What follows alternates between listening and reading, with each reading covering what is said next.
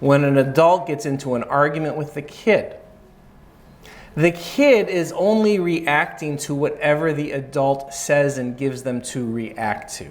Kids don't come into these arguments with like huge, logically thought out, well-reasoned things to say. And if you actually break down the words of every one of these arguments, all the kid did was react to what the adult said. The first one, everybody saw you disrespecting me. Well, everybody saw you disrespecting me. Well, you never listen. That is not true. Yes, it is. No, it's not. Yes, it is. No, it's not. Yes, You know what? You're grounded. With managing kids, be calm. That's the biggest thing. With teaching kids, break things down into as small bits as possible. And actually a big mistake people make is like, and this is because of failed theory in the field of education, they think you gotta like ask kids higher level questions and somehow you're gonna push their brains to be smarter if you ask them more complicated questions. That is not what will happen. You will overwhelm their brains and make them frustrated and make them feel like they are stupid. That is what will happen. And then they'll shy away from learning. You wanna break things down and build them up. And when they get competent, you'll find things will go faster with them. Help us establish Straight Path Academy, the full-time Islamic school coming to Jacksonville, Florida, and receive countless rewards in the hereafter for every beneficial thing taught to our children. A Sadaqah Jariyah reward that will continue even after we're gone, inshallah. JazakumAllahukhairan. And now for our main event, our brother Michael Abraham. He was born and raised in Minnesota. He embraced Islam in 2007. He has over 14 years of teaching experience. His programs have helped over 2,000 educators across 15 states and 150 school districts and organizations in the U.S. And yesterday he talked about how to manage kids, which was excellent. We did record it, by the way. We will post it online, inshallah, for those who missed it. And he will continue a little bit from where he left off today. And then also today's exclusive topic is how kids learn. So jazakumAllahukhairan. Bismillahirrahmanirrahim. Alhamdulillah wa salatu wa salamu ala rasulillah. Assalamu alaikum wa rahmatullahi wa barakatuh. Inshallah, everyone's doing well. Raise your hand, just give me a little hand raise if you were here last night. A little hand raise. Okay, most of you. So, something about learning. And, if you have a question, because we didn't really get to questions yesterday, if you have a question about kids, about managing them, development, how kids learn, feel free to ask today when we're done. Inshallah, we'll make time for that. With learning, review is a very important part of learning. There's a lot of research in education that shows that new lessons should pretty much always begin with review of previous learning for the sake of retention and to maximize the student learning. So to go over just a little bit what we went over yesterday, and I'll continue with some of the strategies of managing kids that we didn't get to yesterday. So something that really, the main thing that tears down relationships between kids and adults is tense relationships between the adult and the child, tense interactions between them. And it's hard not to make those happen because kids test boundaries, they lack impulse control, they disrupt us, they don't always do what we tell them, and adults experience that as being annoying. And when someone gets annoyed, it triggers a stress reaction in them, and that makes them tense. And when you're tense, you're agitated, or you get angry. And when kids are constantly being managed and constantly being talked to in a way that is foundationally based on anger and agitation, they will go through a process of first being compliant with it because they are scared. You'll see that when they're like under age 9. Then they will go through a phase of silence and withdrawal towards it, where they are starting to develop resentment towards it. Somewhere along that, they might go through a phase where they mock it and laugh at it. And if they continue to get it, when they get into like their later teen years especially, they will lash back at it. And at that point, a lot of times, for kids who've gotten only that type of treatment from adults in their relationships or from parents, they oftentimes have a severing with their relationship with parents. And a lot of times that early compliance that adults first get from kids when they deal with them in an angry way, it kind of traps their thinking because it makes the adult think that this is working. But it only works for certain kids, and it only works for little kids, and it's actually breaking things down underneath it. Kids might be scared at a certain phase of the anger and agitation from adults. As their minds mature more, they're not scared of it anymore. They don't interpret that type of treatment as something that they respect. Kids interpret behavior from adults as respectful when the adult has control of him or herself, which first and foremost means having control of their own emotions. Having control of emotions is something that kids really struggle with.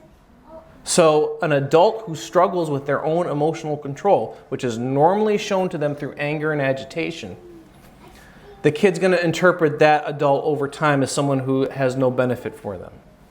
But an adult who stays in control of their own emotions, that will resonate with the kid. The kid will feel that adult to be. They'll experience them as someone with wisdom and someone from whom they can learn and someone from whom they want to be around, because their own emotional control will provide a certain degree of stability to them and their own emotions that all kids need. So yesterday we talked about when talking to a group of kids, and I showed a lot of video from my own classrooms.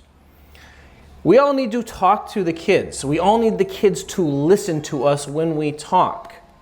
People who are not experienced in it or having undergone some learning how to do it, they really struggle to teach and talk to a group of kids. Ask anyone who's volunteered at a weekend school when they had never done it before and they got in front of those kids, try to get them to listen. So the main thing that needs to be done with that, when you're talking to kids and they stop listening, you need to cut yourself off. You need to pause. And then you need to calmly redirect them. If you continue to talk to kids when they are talking or when they are not listening, what your actions are telling the kids is when you talk, they don't have to listen. When you talk, they can be distracted. When you talk, they can do something else. And there's foundational work with that when you first do this with kids, where you have to commit to that action to really setting the expectation. But when you lay that foundation, kids come to experience you as someone who, when you talk, they listen. Now, the other thing that we'll get into right now is, what do you do when you tell a kid to do something? And we all need to tell kids to do things, and we all have chores that we want them to do. We all have tasks that we want them to perform. We all have things that we need them to learn. What do you do when you tell a kid to do something and they talk back to you? Talk back from a kid is defined as you telling them to do something and they say something back to you instead of doing what you told them to. Doesn't necessarily have to be something rude. A lot of times, especially when kids don't have that type of level of disrespect and defiance built up, it's usually not something rude.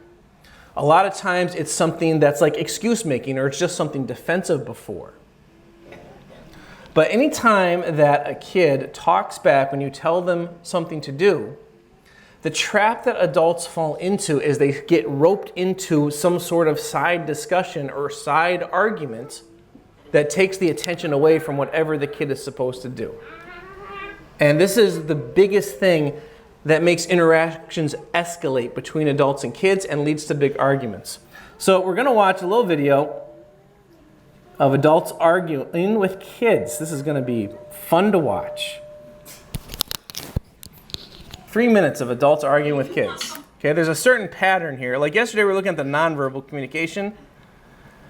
This strategy here is going to be nonverbal, what you do when kids do talk back, but when they're arguing, there's something verbal to pay attention to. Pay attention to the pattern of how all the arguing goes, okay?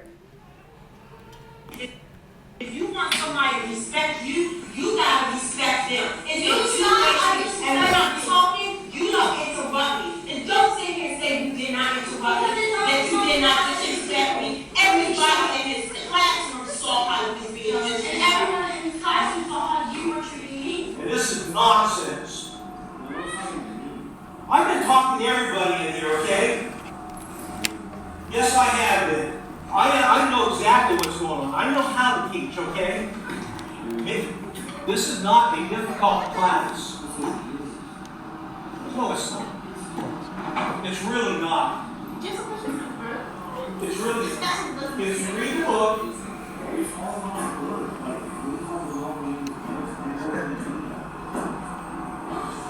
I'm a disrespectful man that doesn't listen to anyone. Nine times I'm asking you to listen. You don't listen.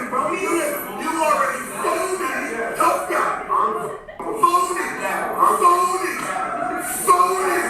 And intimidated. I'm intimidated. Oh no, you're trying to bait me into an altercation because you want to have a lawsuit. That's your toughness. I'm not doing anything except asking you not to do. And you're not even admitting to one time. I can say it. A man admits to something and says, yeah. I did. Most of the times I did. Okay. Guess what though? That's all right. Okay. That's all right. Who said anything was... You talk more than anybody. You talk. Talk more than anybody in here. Anybody. Can I talk? Anybody. I let you talk. You talk more than anybody. I let you talk. And I mean, every time I try to You talk more than anybody, too. We let you talk too much because all you do is talk. All I do is talk. That's all you do is talk. Okay. That's fun to watch. Now, some things to learn from this. Okay, number one, just watching that, you know, how do you think these videos actually, they all got a fair amount of traction when they came out on social media. That's where they originally come from. I mean, how do you think those adults feel having that put out there? Okay, they're not thinking about it in the moment because you get caught up in the moment when these things happen. But any adult who looks at themselves from the outside and sees them interacting with a kid that way, they don't feel very good about it. And you can see how ridiculous it looks, because arguing with kids is really ridiculous. It goes nowhere for a few different reasons.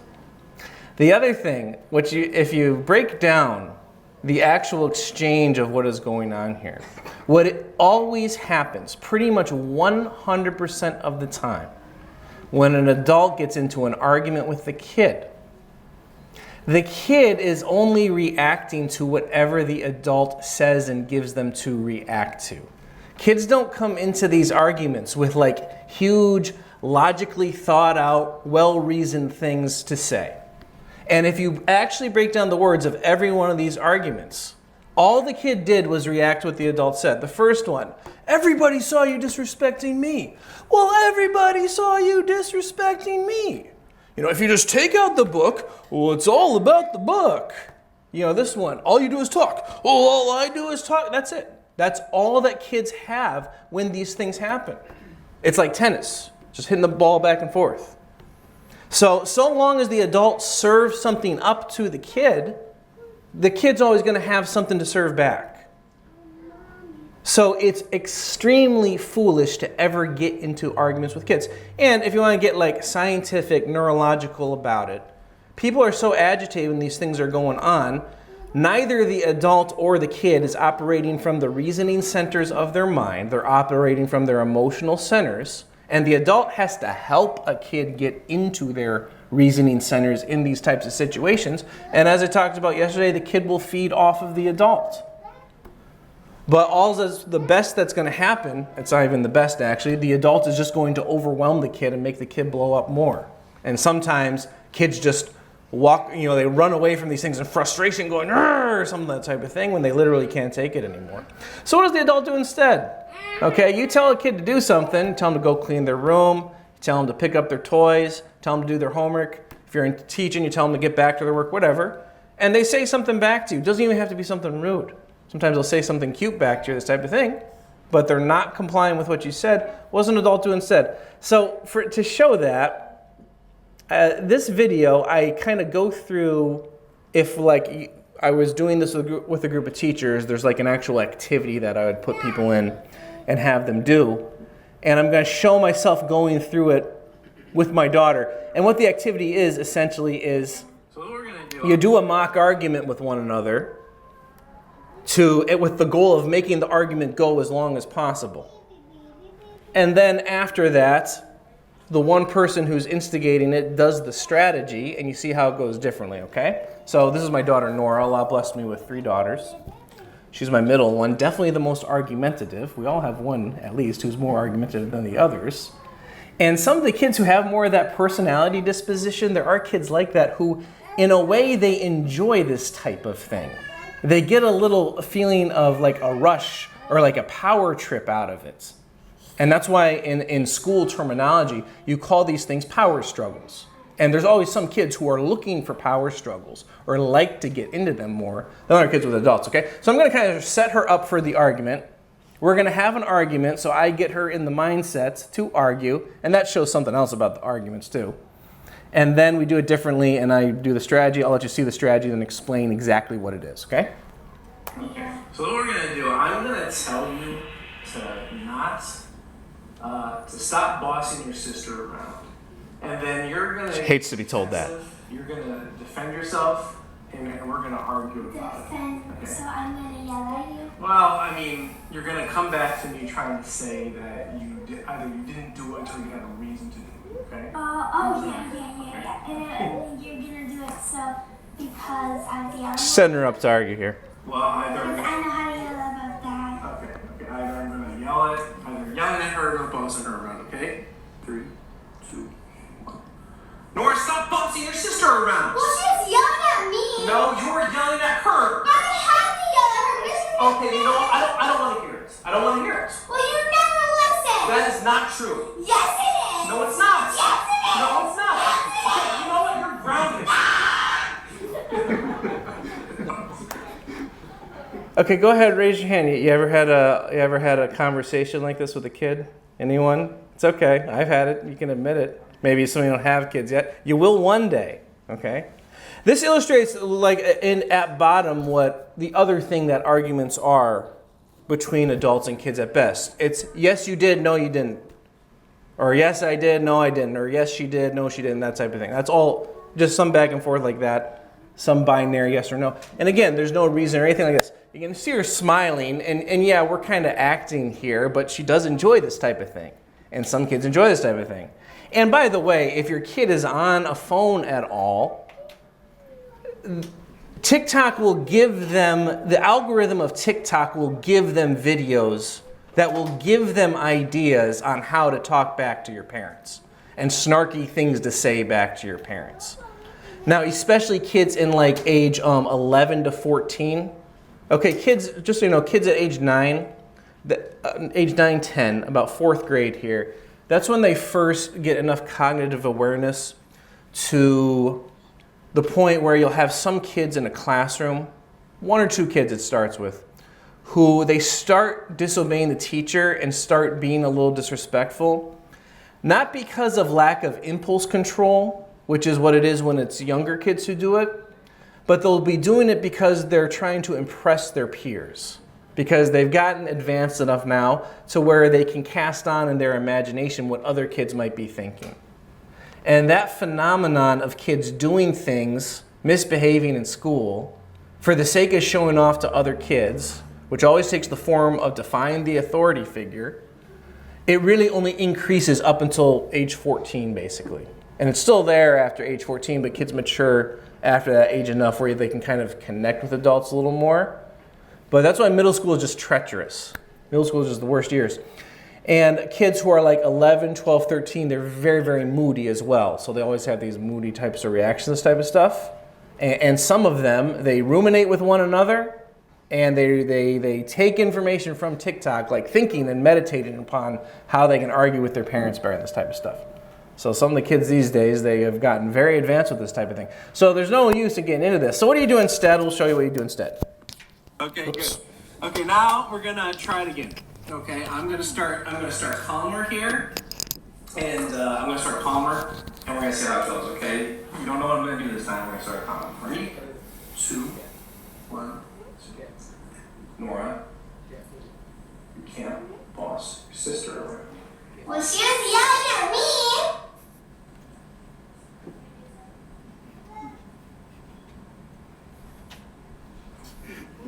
He's scaring me and looking into my eyes. Okay, what do I do there? What do I do instead? What do I do instead? Let her lead the conversation. Yeah. Didn't say anything. Let her think of something else to say. That's the whole thing about saying something. You're doing the thinking for them of what to say. And you saw those other kids, they'll literally just throw the same words back. So I'm not giving her anything. Now, there's another thing too, because I'm holding a specific face here, okay? That there's a specific method to that you really should learn. And this is something that's actually been studied and tested in behavioral psychology and in classroom management. Whoops, see here. Okay, so like sometimes, and I talked yesterday about how facial expressions look exaggerated to kids. Okay, kids are extremely sensitive to facial expression. So like when we're agitated, our faces look like this to them, okay?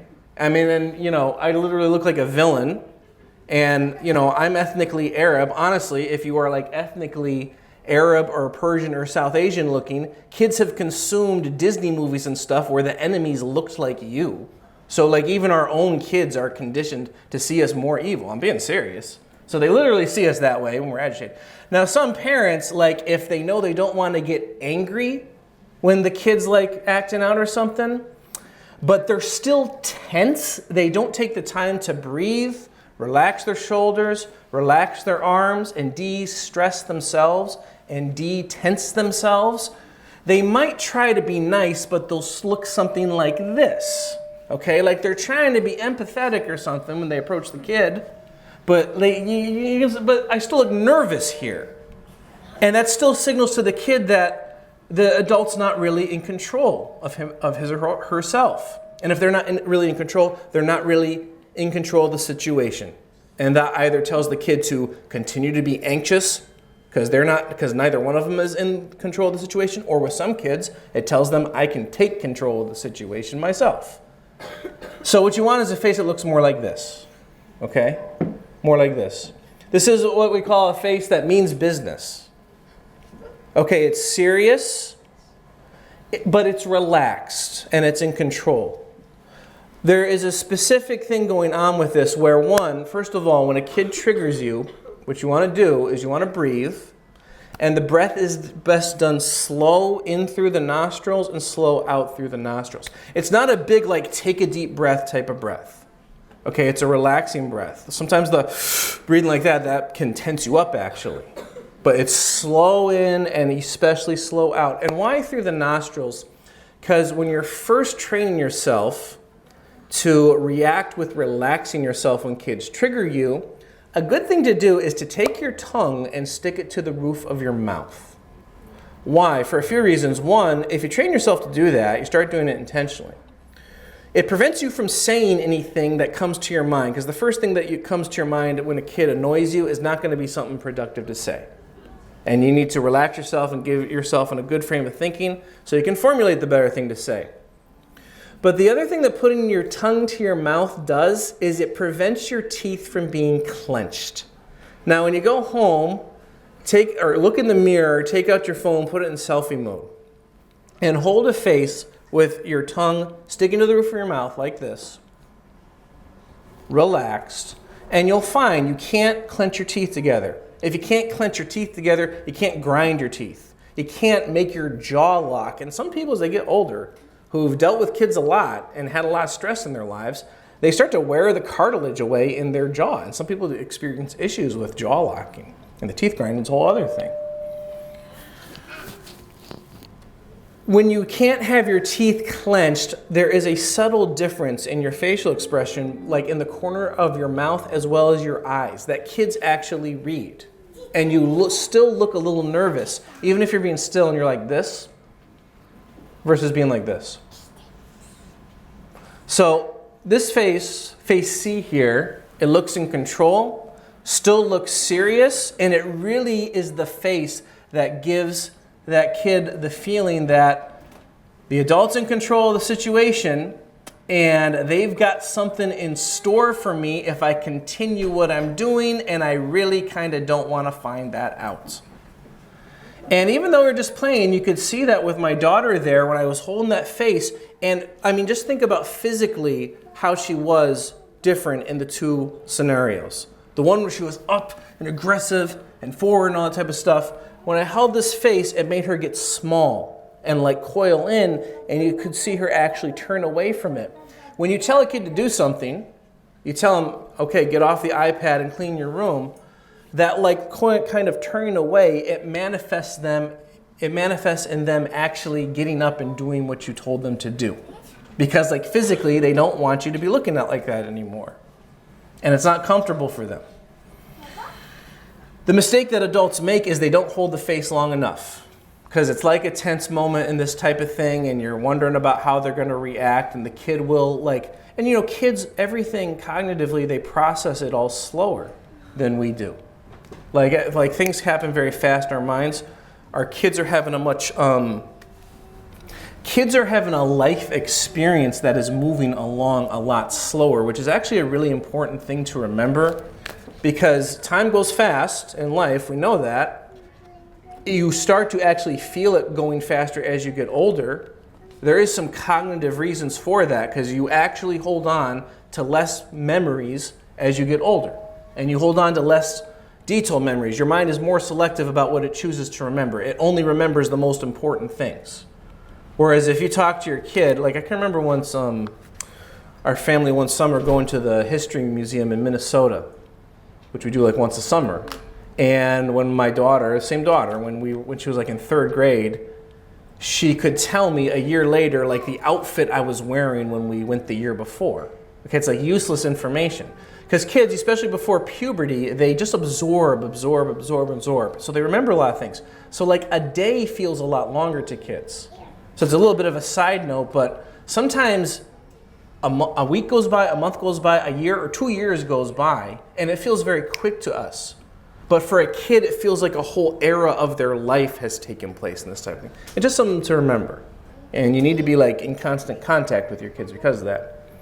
But in these moments, okay, the kid's taking longer to process, so it will take a few seconds for them to act on this look that you're giving them. But you have to be patient with it. I'll show you in a video. This is my classroom, in my 11th grade classroom. I'm going to tell a girl to switch seats, okay? I'm reading a book and talking about a book, and she kept side talking. There's the same girl in the video yesterday who kept side talking. And like I was saying yesterday, you do it 3-4 times, and then, you know, after, if the student keeps insisting on trying to test it, you have to get verbal with them. This is like the 6th time that she tried to talk to her friend who she was sitting next to. So at that point, I have her switch her seat. And when I have her switch her seat, she doesn't say anything to me, but in real life, she shook her head and like looked down and hoped I'd just forget about it. But I just kept looking at her. And you'll hear when like she backs her chair out and picks up her papers and puts it on the next table, and it'll give you an idea of how long it takes when you do this technique. Instead of relying on these sort of fake acts or these superficial acts, they at least were actually focused on building things in community. Can you move here or there, please? This is at least the 6th time I've had to stop for the two to talk. That's disrespectful and rude, and I shouldn't have to do it. Catherine, move to the seat in front for this one. Okay, I've given her the command to move. The video is at 2:09 right here, so now I'm going to hold the face. Inshallah, you'll hear her chair back out, and we can see how long it takes.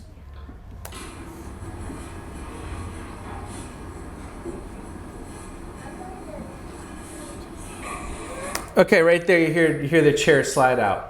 So 2:09 now, it's 2:17, so it took about 8 seconds, which is not that long, but when you're agitated by a kid, and especially if you're like teaching a classroom in front of 20 other kids, or you know, you're trying to get things done around the house or whatever, that 8 seconds will feel like a very long time. For younger kids, it can take even longer because they process things even slower. By the way, it's a side note, but it's part of the topic today is how kids learn. A big mistake adults make when they're trying to talk to kids, they will ask the kid a question and they don't give them long enough to respond. Because you'll ask a question and the kid will kind of go like, you know, and you'll feel like, come on, give me something. Come on, we're trying to talk here or whatever. Sometimes it can take a kid like 20 to 30 seconds to think of something about what happened in school that day or whatever before they actually say something.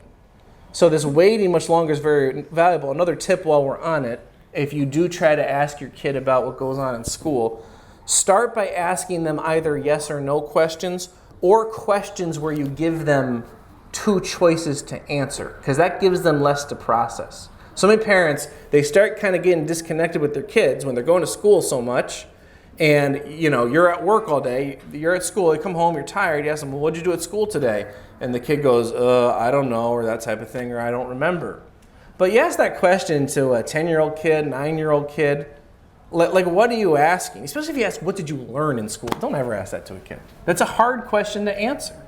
Okay, what did you learn today? Well, are you talking about reading? You talking about math? You talking about social studies? You talking about gym? What are you talking about?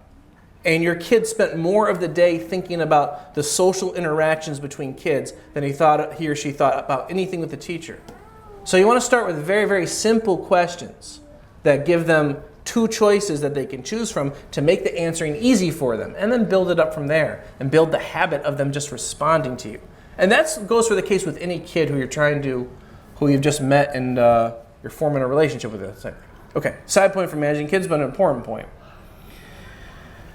So now people always want to know, okay, what if you tell a kid to do something and they just don't do it? Like, what if they wait you out forever? I have in high school, see how some kids are higher defiance. I've had some kids who I've held that face for like 2 minutes for. 2 minutes sometimes, okay? So it can get really long, but it works. But look, okay, sometimes we're pressed for time or whatever. Like if you have to say something to the kid, you've done the breathing, the tongue to the mouth, you're holding the face, okay, the face. And it's the same face, by the way, those of you here last night, when I talked about doing the pausing when the kid interrupts and you breathe, you make that face. It will relax you, get you thinking correctly, and it will get them to respect you. But if you need to say something, okay, you've told your daughter to put the iPad down and clean the room, and she's just continuing on the iPad for like 2 minutes or something like this. Okay, they're really waiting you out. And this happens more when you're teaching a kid in front of other kids versus when it's your own kid at home. Because when you're teaching a kid in front of other kids, you're accountable to the other kids too and to move the learning along sometimes. If you need to say something to them to get them moving, the first thing you try is just repeating the command that you said. Okay, so Miriam, go put the iPad down. Go clean your room. Wait just a minute, I'm almost done. Okay, this type of thing that kids do or whatever. And then I'm waiting, looking, Just repeat the command. Sometimes a lot of times, just when you start repeating the command, the kid will do it. Sometimes they might go like, okay, fine, or something like that. They might be like a little frustrated or something like that. Just let that go. Because as I was saying yesterday, when they start to comply, you want that to feel good. Okay? When you repeat the command, you can say it slower. That's almost like the strategy yesterday of going quieter. When you're restarting your sentence after you're interrupted, you can go slower. Gives them more time to react to it as well. You can do it quieter as well, which adds that's how you add emphasis while being under control.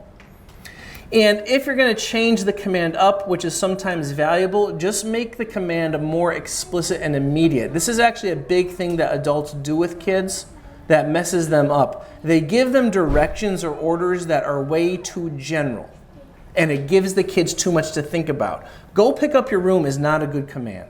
Pick up your toys is not a good command. It's way too general. The kids look at it, they've got like 15 toys all over the place. Picking them up means categorizing them, putting them in different boxes, putting the different boxes in different places.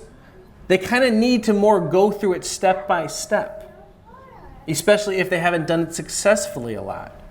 So when you're trying to get that compliance and you're giving them the command, it's best to make it as explicit as possible so there's as little room for interpretation as possible in what you want them to do in that exact moment.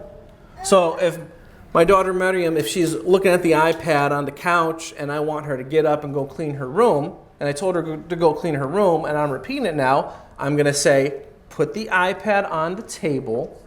Or if she's lying down on the couch and I want her to get up from the couch, and that's so hard for kids because they're lying down and relaxed and they got to get up. I'm going to say, put your foot on the floor, because that's the first step to getting up. You get what I'm saying? And then if they try to be smart about it and just put the foot on the floor, then you tell them the next part. Put the other foot, and they will start to feel stupid to them, and then they'll go, okay, fine, and they'll do it, or this type of thing. And again, once they comply with the directions, make it feel good. Say, thank you, that's very good. And part of making it feel good is with whatever you're asking them to do. If they need some help with the task, help them do it.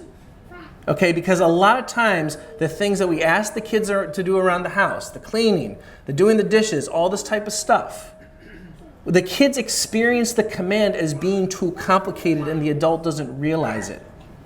So then they get resistance to it, or they try to do it and they fumble at it, and they end up making us frustrated and we give up on telling them to do it altogether. And just a tip, especially those of you who have kids like this age, okay, these little ones, start at this age, they will kind of like cleaning up their toys if you do it with them. Okay, so they have the toys out, you got the bin for the toys, and you make it a game, okay? Like, hey, I'm going to give you the toy, you toss it in the bin, that type of thing. At these young ages, like 4 and under, if you start getting them in the habit then, because they'll like it at that age, because if you do it with them like that, they're getting attention from you while you're doing it. And, especially if you praise them, tell them, really nice job, you love them, all that type of stuff. Things like the dishes. Okay, you're doing most of the dishes, but you have them just put the forks away. You give them the pile of forks, just the forks, and just something like that. Okay? Tying the shoes is a whole other thing I talk about. And actually, this is transitioning into how kids learn. If you search on Google, at what age can kids tie their shoes, it will tell you 5 or 6 years old or something like this. And it is true for the full process of tying your shoes that a kid does need to be 5 or 6 to have the fine motor skills to execute the whole thing. But there's parts of it they can do, because if you really break down, and this is really transitioning into the next part and how kids learn, because the big overall, yes, the whole rule with managing kids, the biggest overall rule is be calm. The biggest overall rule with teaching kids is break things down. Break things down into as small pieces as possible. And then introduce it piece by piece. And it's always you have to go slow in order to go fast thing. But take tying the shoes, okay? You ask someone who's, what's the first step to tie a shoe? They say you make a loop and then you tie it around the loop or whatever, sort of this type of thing like this. It's not really that. You put both strings between your fingers. That's the first step. Kids can do that when they're 2. You can put your hands over and do it with them. Then you cross the 2 laces. That's the second step. Then you loop one lace under another. Now that's the piece where a kid who's 2, 3, 4, they're not going to have the fine motor skills to do that, because you got to do a tricky little thing with your fingers. But even a 2-year-old, you can put the shoe on them and tell them, okay, show them, here, watch, put the laces up. Okay, now you do it. Then they put the laces up. Okay, now cross the laces. You can guide their hands, cross the laces. Then the loop underneath part, you do that for them, because they're not going to be able to do that part. That's called scaffolding in education. Okay, you set up something that supports the piece that they need to do. And then the part where you pull the 2 strings apart and the thing and the tie starts to come down, they can do that. And they can do it with varying degrees of tightness, the type of thing. You should start doing that thing with your kids by the time they're 2. Because 2, 3. Start doing it now. Because when the kid is 5 or 6, you got to send them to school, inshallah, an Islamic private school. But even in Islamic private school, you're going to want to send them with shoes with laces on, because hopefully they're going to be able to run around in a gym or run around in a recess or something. And that is much safer done for their ankles with shoes that have laces versus the slip-on shoes. There's different theories, okay? Education is so much about theory, and a lot of it is garbage. But some of it is decent, and it helps you understand things, and is more research-based and has been more proven, if you will, to whatever extent the soft sciences like education can prove things. But the best models of understanding learning teach to understand the mind in terms of short-term and long-term memory.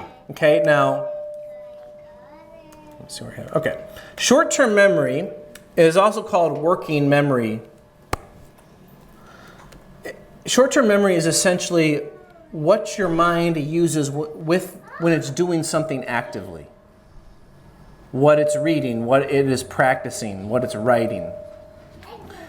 Long-term memory is like the storage of your memory, okay? So if you if you do an analogy to a computer, though this model came up before computers were widespread, but they did exist. So, the short-term memory is the RAM. It's what the computer actively works with. The long-term memory is the storage. So in short-term memory, it's been measured pretty well that most people, they can't really hold more than like 4 or 5 complete pieces of information, maximum like 7 at one time. Once you ask a person to like do something with more than 7 different pieces of information in their working memory, things that are not automatic to them, things that they can't do automatically, they're going to suffer what you call cognitive overload, which essentially just means getting overwhelmed with the project, and that causes people to quit. In kids, it causes a lot of frustration. And actually the root of most misbehavior in school is kids suffering cognitive overload and getting frustrated, and then they act out and this type of stuff.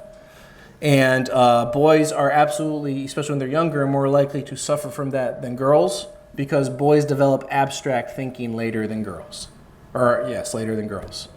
And especially the reading, the way, if you're not aware, the way there's some movements starting to change this, there's some states that are starting to overhaul the way that they do reading, which will take a long time, because there's finally gotten traction made in the country to recognize that the way reading instruction has been done in American schools for the past 30 years pretty much has been a disaster. It's been a skills-based type of instruction, divorced from teaching knowledge buildup and vocabulary, and it's been too abstract for kids and not connected to concrete learning enough. And what you've seen is, like, especially in the middle elementary school years, they'll put these kids in reading groups based on their reading level. And it's extremely common. You go to a 4th grade classroom, they'll have level 1, 2, 3, 4 based on how the kids did on their assessments. And the top level is pretty much all girls all the time. The second level, there's maybe 1 boy in it. And then the bottom 2 levels are practically for the boys. And that's because boys, in general, they develop abstract thinking later than girls. So that's just a thing about how the school system hasn't set up boys well. And also, too, on average, the average high school honor roll in America is 60% girls, 40% boys. And for schools that are primarily students of color, the split is more 70 to 30 or 80 to 20 with that.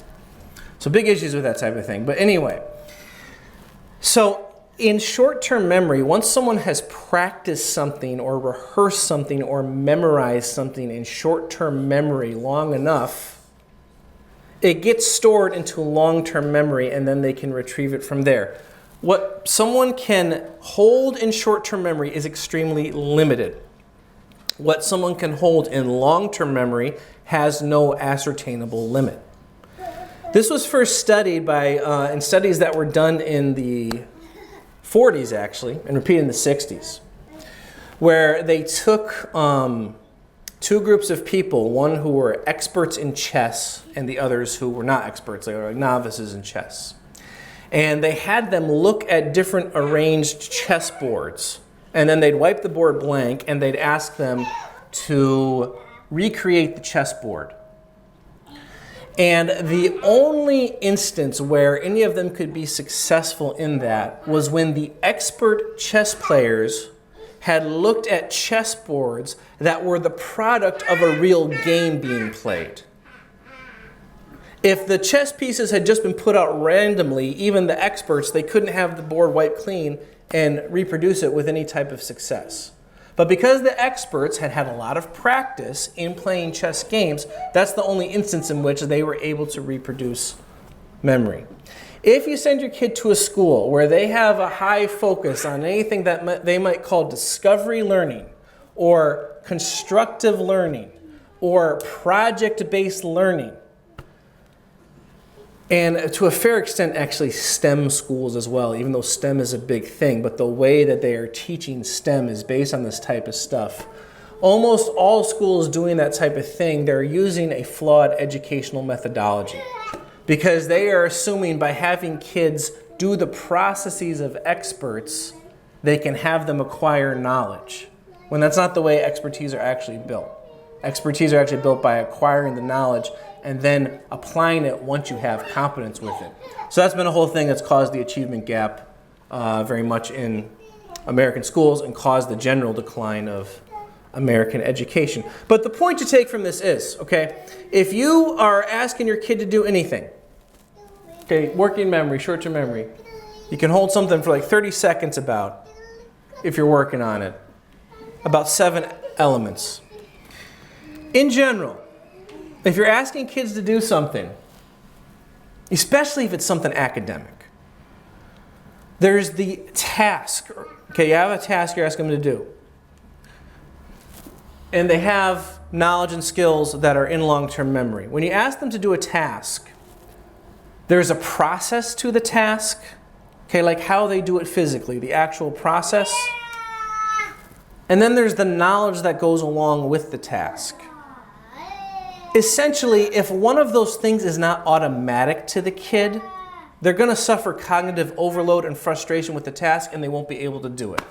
And a lot of times when kids are not set up for success because of a lack of these types of considerations, parents experience the kid as being unwilling to do it or defiant to do it. But the kid actually really can't visualize to themselves how they're supposed to do the task because it hasn't been broken down to them, and they're literally just frustrated with it. And the parent or the teacher experiences it as defiant. Another thing, if it's academic, the language is another thing that they have to process. And this, if your child does not speak English as their first language, though most of your kids are probably fine in it. But in schools, the amount of kids who speak English as a second language is only on the increase. So this is a whole bigger consideration that there is to be had. And this type of thing is causing a lot of failure amongst kids and a lot of breakdown. So you have to really consider these things. And it's just important to understand in general with the development of children's minds. Pre-adolescence, the general feature of their mind is that it absorbs even stuff that is not important. And younger kids are very good at remembering non-important stuff, but they're good at memorizing in general. And Muslims actually tend to know that very well because most Muslim cultures have this emphasis on really getting them to memorize the Quran through like ages 7 and 9, because those are like the best ages to really memorize something.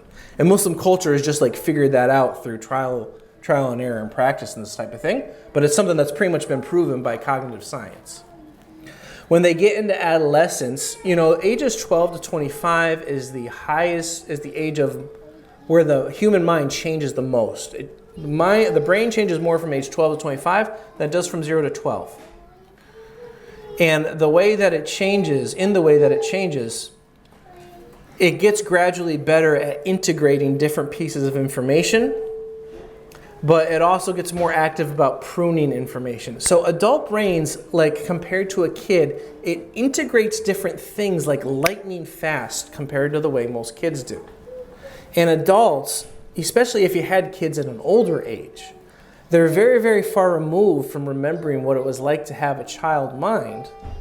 And giving kids tasks where it's too complicated essentially and not broken down to them piece by piece enough is a huge thing that doesn't set kids up for success. And setting kids up for success within tasks is very, very important because success in performance is one of the biggest things that creates motivation.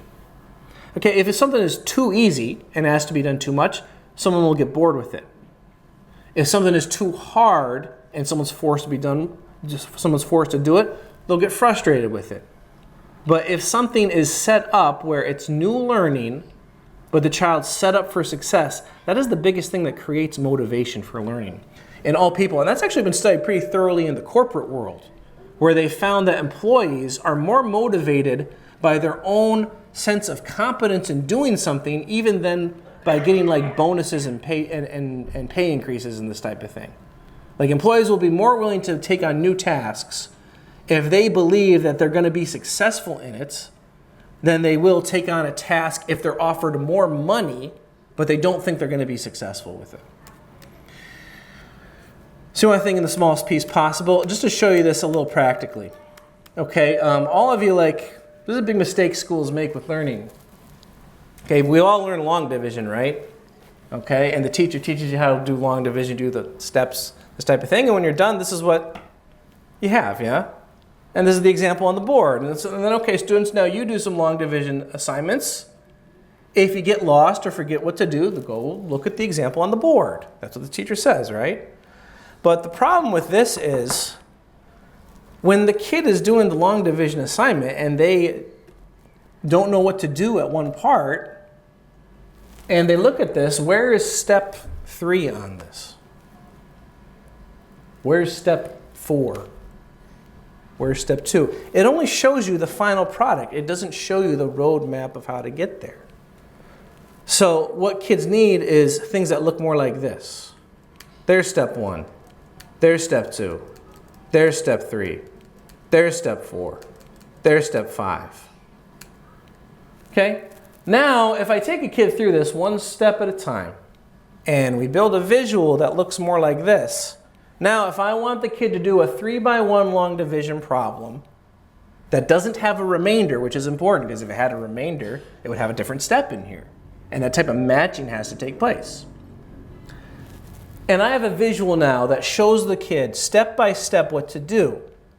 And I've walked them through it. Now when that kid's moving along that process, they have a roadmap that they can reference. And they can see clearly. They can distinguish the difference from one step to another. And the steps have been broken down in the smallest increments possible. Now, you can do this with things around the house. Okay, you want to teach the kid how to do the dishes. Everyone would like for the kids to take those dishes out of the dishwasher and put them in the drawers and cabinets and then everything. It'd just be so nice if the kids did that every day, and then we wouldn't have to do it, yes? Okay, I mean, first you got to think through how many different components go into that. The bowls are one thing. The plates are another thing. Depending on your cupboard arrangement, the small plates might be one thing and the big plates might be another thing. And then you got the silverware. My goodness, how many pieces of silverware are there?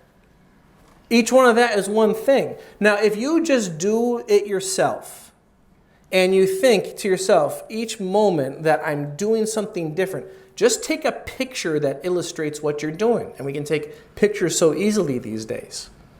Just take a picture of taking the plates and putting them on a pile and then putting them in the cupboard, all this type of thing, and then print those pictures out and create a visual for a kid. This will get kids doing things around the house quicker than anything you can imagine. That's it. That's what I was trying to get to, okay? Halas. Do we got to go eat? Okay, I'm sorry. I will talk forever. I do want to take questions, though. Sometimes I make people sit too long, and they're like, we're just done, okay? We'll ask questions later. Okay. So yeah, that's basically it, okay? There's no grand finale. All right? Just in general, with managing kids, be calm. That's the biggest thing. With teaching kids, break things down into as small bits as possible. And actually a big mistake people make is and this is because of failed theory in the field of education. They think you gotta ask kids higher level questions and somehow you're gonna push their brains to be smarter if you ask them more complicated questions. That is not what will happen. You will overwhelm their brains and make them frustrated and make them feel like they are stupid. That is what will happen. And then they'll shy away from learning.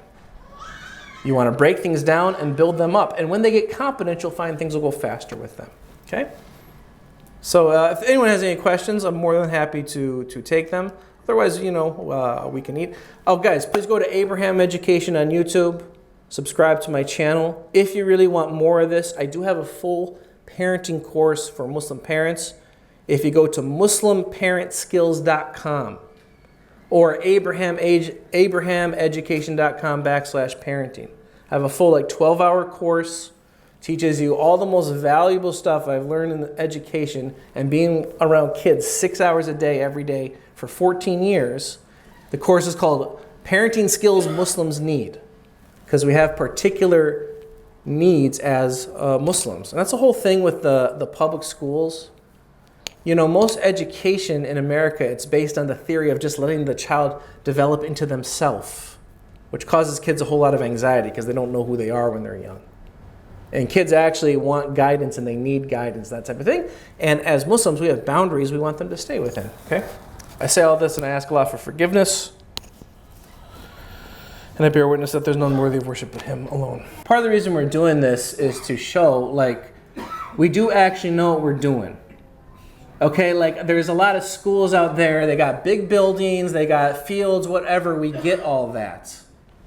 Okay, Western culture is very good at putting on a big show. You know, they have this saying in Western culture that you fake it till you make it. Okay?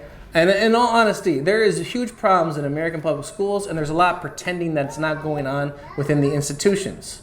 What I've taught these past 2 days, it's not what they typically teach teachers. It's stuff you have to dig for, especially to fit with our priorities as Muslims. And in Straight Path Academy, inshallah, we'll be able to get our teachers this type of training and everything. Jazakumullahu khairan.